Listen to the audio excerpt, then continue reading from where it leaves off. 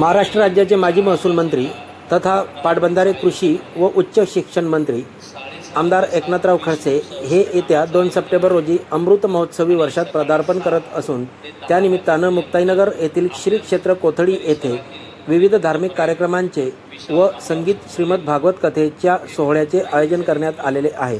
या संदर्भात ह.भ.प. महामंडलेश्वर जनार्दन हरीजी महाराज हे पत्रकार परिषद घेऊन धार्मिक कार्यक्रमांची माहिती देत आहे। बघा हा संपूर्ण व्हिडिओ। सान्निध्यात आपल्याला मुक्ताई चरित्र श्रवण करायला मिळणार आहे।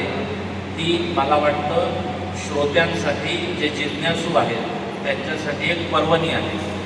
आपण आई साहेबांना प्रणाम करतो आहे, आई साहेबांवर आपली श्रद्धा आहे, परंतु आपल्याला आई साहेबांच्या त्या दिव्य चरित्राची सुद्धा आपल्याला माहिती असली पाहिजे आणि ते या अमृत महोत्सवाच्या निमित्ताने आपल्याला ती पर्वणी उपलब्ध झाली आहे आणि तीही योग्य वक्त्यांकडून आपल्याला मुक्ताईंचं चरित्र श्रवण करायला मिळणार आहे। म्हणून त्याचाही लाभ आपण सर्वांनी घ्यायचा आहे। 10 वाजेपासून 11 वाजेपर्यंत 1 तास दररोज सकाळी आपल्या परिसरामध्ये विविध संप्रदाय आहेत आणि त्या सर्वच संप्रदायांच्या संतांच्या प्रवचनाचं सुद्धा आयोजन या निमित्तानं आपण केलं आहे।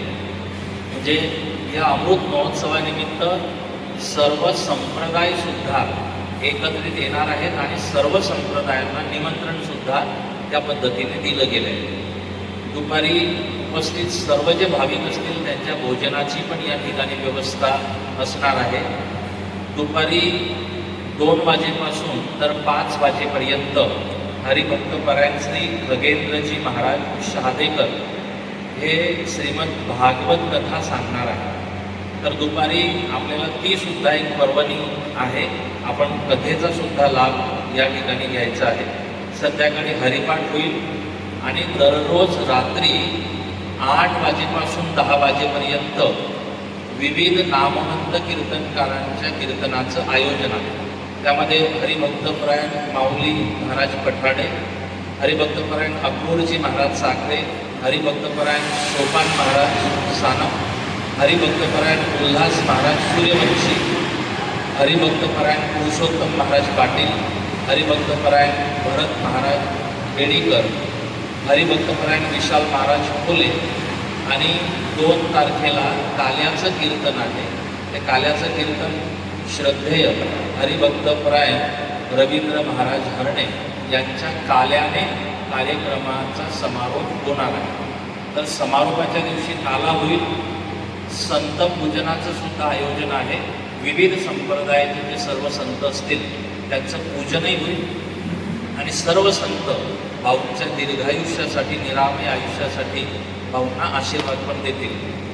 असं संपूर्ण हे 26 तारखेपासून तर 2 सप्टेंबरपर्यंतचं संपूर्ण आयोजन आहे।